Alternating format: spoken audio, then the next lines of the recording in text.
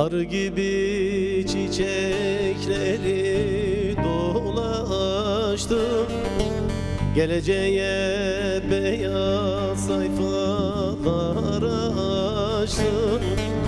Arı gibi çiçekleri dolaştım, geleceğe beyaz sayfalar açtım.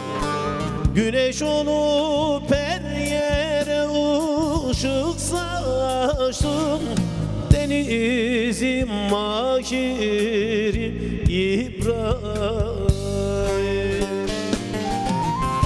Güneş olup her yere ışık saçtım, denizim mahirim İbrahim.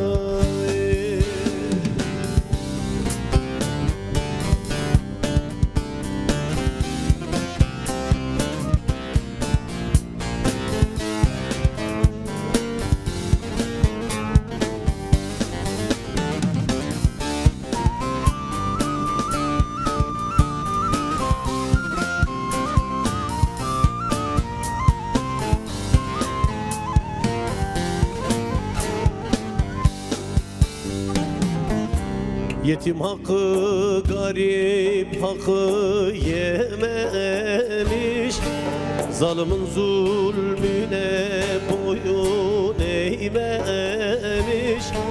Yetim hakkı, garip hakkı yememiş, zalimin zulmüne boyun eğmemiş. Tek suçu var, tüm halkları çok sevmiş, denizim mahirim İbrahim.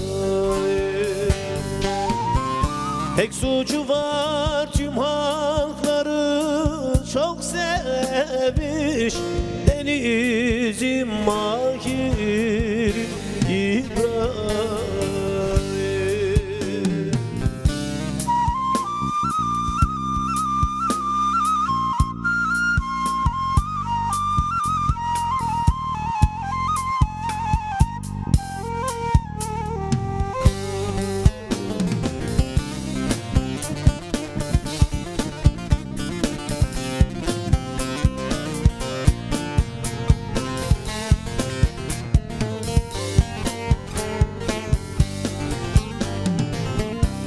Aşık Cem'im, size inanıyorum,